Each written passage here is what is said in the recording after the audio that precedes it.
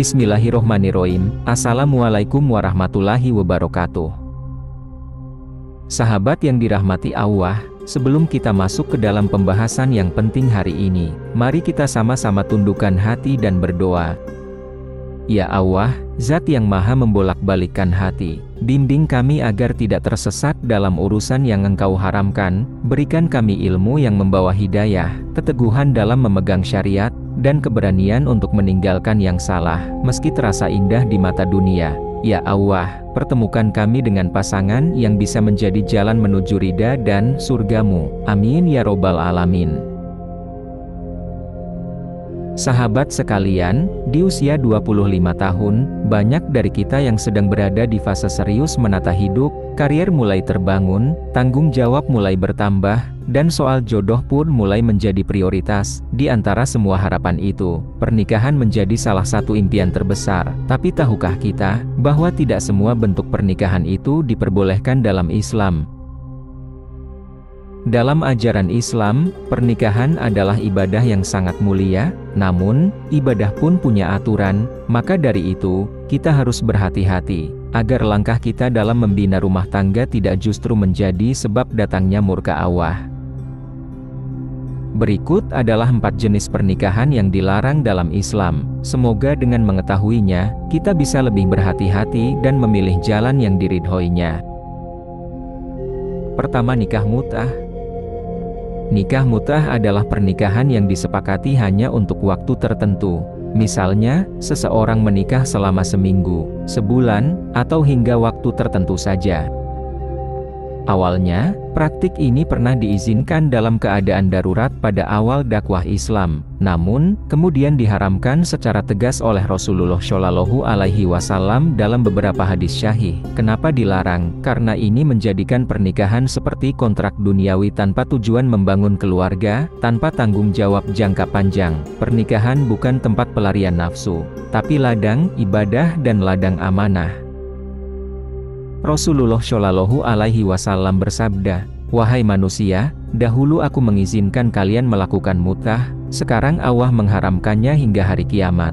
Hadits riwayat Muslim. Kedua, nikah tahlil. Ini adalah pernikahan yang dilakukan hanya agar wanita yang telah ditalak 3 bisa kembali kepada suami pertamanya. Jadi, seorang pria menikahi wanita tersebut, lalu menceraikannya setelah hubungan suami istri terjadi, agar wanita itu bisa halal kembali bagi mantan suaminya yang pertama. Praktik ini disebut dalam hadis sebagai tipu daya yang terlaknat. Rasulullah Shallallahu Alaihi Wasallam bersabda, Allah melaknat muhalil laki-laki yang menikahi wanita hanya untuk menghalalkannya bagi suami pertama dan muhalal lalu suami pertama yang menginginkan hal itu. Hadits riwayat Abu Dawud dan Nasai. Pernikahan semacam ini bukan hanya haram, tapi juga mencederai kehormatan wanita. Ketiga, nikah syighar. Ini terjadi ketika 2 orang saling menikahkan wali mereka. Misalnya masing-masing berkata, "Aku nikahkan kamu dengan adikku, asal kamu nikahkan aku dengan adikmu, tanpa mahar." Islam memuliakan wanita dengan mewajibkan adanya mahar. Maka nikah syighar adalah bentuk merendahkan kehormatan wanita dan mempermainkan syariat.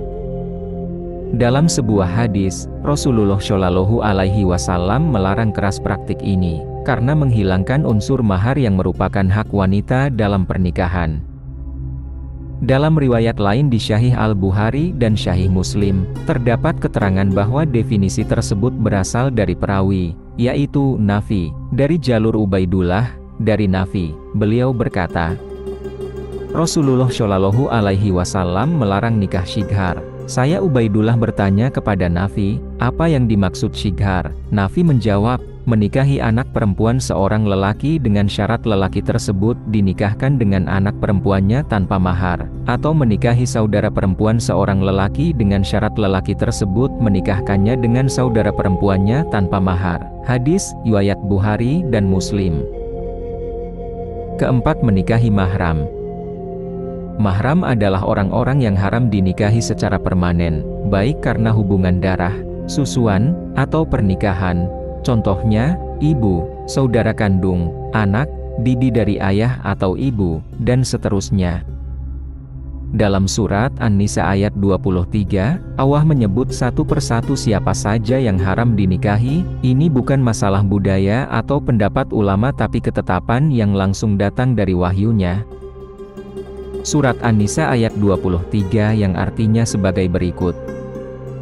Diharamkan atas kamu menikahi ibu-ibumu, anak-anak perempuanmu, saudara-saudara perempuanmu, saudara-saudara perempuan ayahmu, saudara-saudara perempuan ibumu, anak-anak perempuan dari saudara laki-lakimu, anak-anak perempuan dari saudara perempuanmu, ibu yang menyusuimu, saudara-saudara perempuanmu sesusuan, ibu istri-istrimu atau mertua, anak-anak perempuan dari istrimu anak tiri yang dalam pemeliharaanmu dari istri yang telah kamu campuri. Tetapi jika kamu belum bercampur dengan istrimu itu dan sudah kamu ceraikan, tidak berdosa bagimu menikahinya, dan diharamkan bagimu istri-istri anak kandungmu menantu, dan diharamkan pula mengumpulkan dalam pernikahan dua perempuan yang bersaudara, kecuali kejadian pada masa yang telah lampau. Sesungguhnya Allah adalah Maha Pengampun lagi Maha Penyayang. Al-Quran Surat An-Nisa ayat 23. Melanggar batas ini sama saja dengan menodai fitrah dan membawa dosa besar. Sahabatku, di usia 25 ini, jangan sampai kita terlalu terburu-buru menikah sampai lupa memastikan kehalalan jalannya. Jangan sampai kita ingin membangun rumah tangga, tapi dengan pondasi yang retak dari awal.